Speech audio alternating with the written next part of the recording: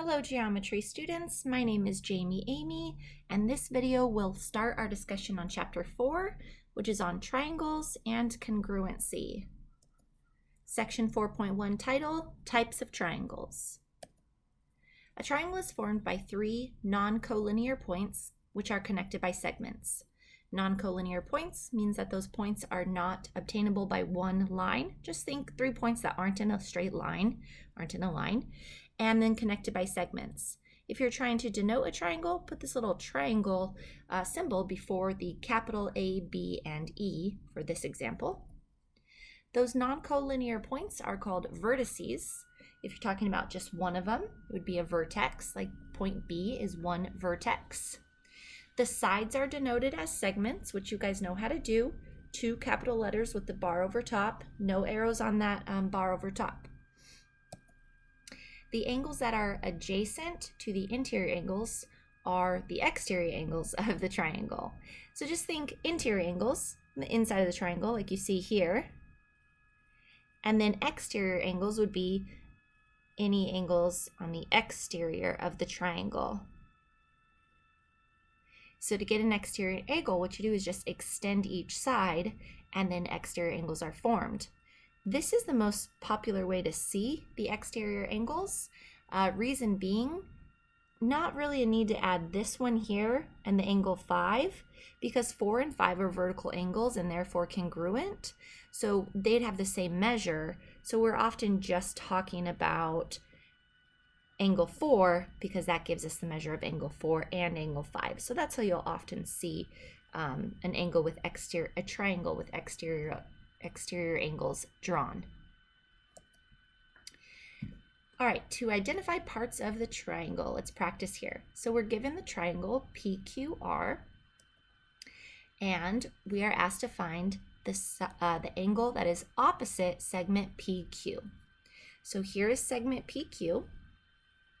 So what do you think the angle opposite that would be? If you said angle R, you got that right. Nice job. It's the only angle or vertex that is not a part of that segment. So that makes it opposite. Next one, try to identify which side is opposite angle Q. If you said side PR, you got that right. So this is angle Q. So the side opposite, to be opposite, is the only side not included in that angle. Which side is included between angle P and angle R? If you said side PR, you got it correct. Angle P is right here, angle R is right here, so the side included is the side PR. So think opposite, it can't be a part of it, but included, it's got to be a part of it. Last one, which angle is included between segments QR and PR? If you said angle R, you got it right. Nice job. Segments are QR and PR. Did I do that right? Nope, missed one. Segments are QR and PR. So you can see the angle included there is angle R. Triangles can be classified by angles and by their sides. So this slide here is all the different ways to classify or to group the different triangles according to their angles, okay? If you see acute, obtuse, equiangular, and right, those are classifications of triangles according to their angles, not their side lengths, okay? So a triangle is acute if all 3 of its angles are acute, like this example here. A triangle is obtuse if it has one obtuse angle, and it can only have one. There's no way to have a triangle with 2 obtuse angles. So you get one obtuse angle, that is an obtuse triangle.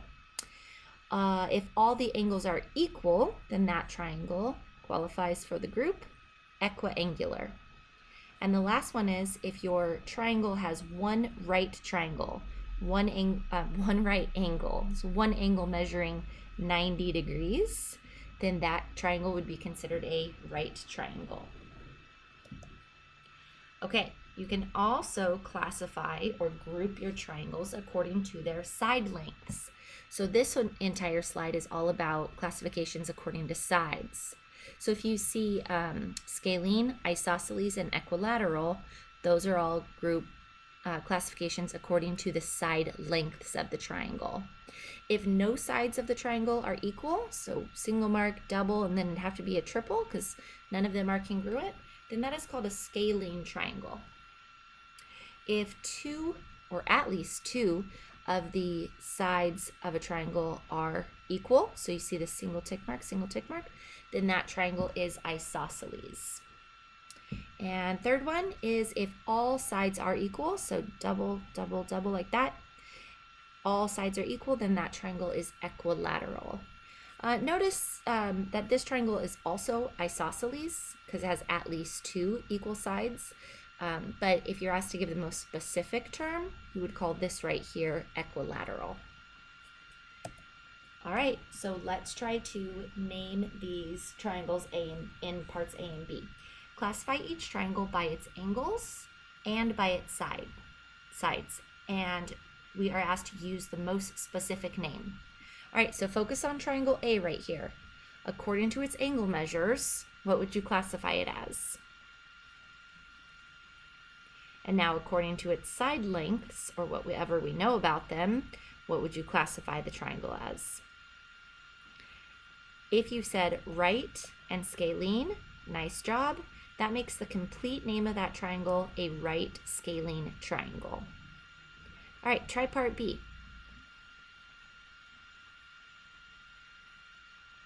If you came up with acute and isosceles, you got it right, making that an acute isosceles triangle.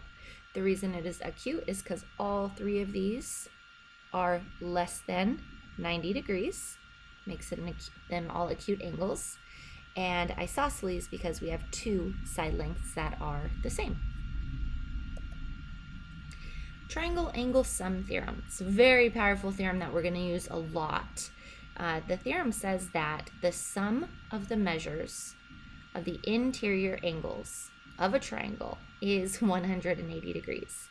So that just means if we add up the measures of the interior angles, it'll equal 180 degrees. Okay? So if this triangle right here is the triangle of interest, the interior angles are 1, 2, and 3. And so this theorem, which theorems are proven based off no other, says that if we add all of their measures up, we will get exactly 180. It's not like kind of 180 degrees, a little smaller, a little greater.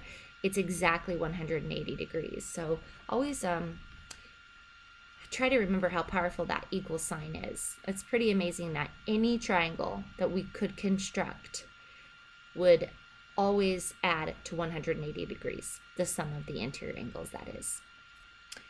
All right.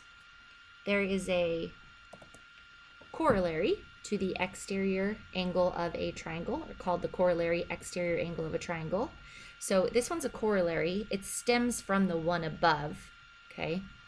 And it says that the measure of each exterior angle of a triangle equals the sum of the measure of its two non-adjacent interior angles. A little confusing when you read it like that, but let me try to explain. Okay, so basically, if you have one exterior angle like this, that'll be equal to this measure plus this measure. Okay, let me show you it again with a different exterior angle. Let's extend this side here. So let's keep the 2 and the 3 just for consistency. Let's call this one 4, and let's call this exterior angle 5. So this corollary says that the measure of angle 5 is equal to the measure of angle 4 plus the measure of angle 3. Okay.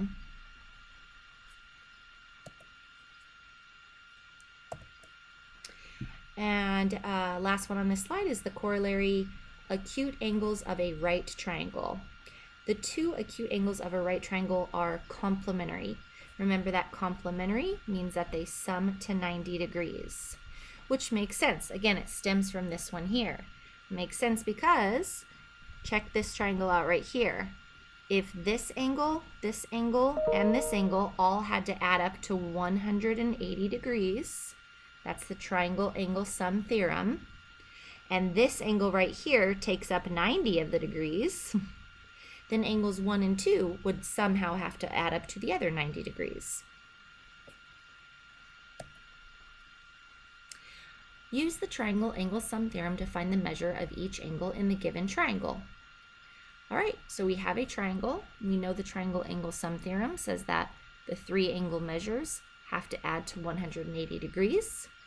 So to write an equation with the letter x in it, we would sum these 3 expressions up to equal 180 degrees. It looks like this here.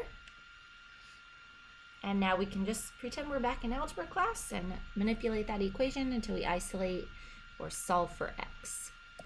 That step there, justification is combining like terms. There we did the subtraction property of equality. And that step is justified by the division property of equality. So we found x to be 6. So if we take that x equals 6 and we plug it back in here, we get 30 degrees for that angle. It's acute. If we plug the 6 in for that x right there, we get 36 degrees. So that's another acute angle. And the last one, if we plug the 6 into this expression right here, we get 114 degrees. And that one is the obtuse angle. So this looks like a obtuse scalene triangle. You can quickly check your work, especially if it's a test. It's worth just taking an extra second to go, all right, 30 plus 36 plus 114, make sure it does equal 180. Not only does it help you catch any small mistakes, but it also, in my opinion, helps you wrap your mind around what you just did, what this 30, this 36, and this 114 degrees represent. Use the exterior angle of a triangle corollary to find the measure of the angles. All right, so you have enough information there to write an equation with an x in it. So pause this video and give it a try. Welcome back. If you wrote the equation 3x minus 53 equals x plus 67, you got it right. That's this expression equals this measure plus this measure. All right, if you solved for x already, I hope you got 60. If not, there are the steps for that. Oh, and you know what? I think I found a typo in here. Yes, there's one typo. Sorry about that. There's supposed to be a 5 right there. I think everything else is now fine. Okay, do they want the other measures? Yes, use the corollary to find the measure of the angles. Okay, so we take our x equals 60. We plug it in there, and we plug it in there. And if we plug it into this expression, it turns out that that is a 127 degree obtuse angle. This one here is our 60 degree angle. And I believe that's all the angle measures they want us to find. All right, that will conclude our discussion on section 4.1. My name is Jami Emigh. Thank you for joining me, and I'll see you next time for our discussion on section 4.2.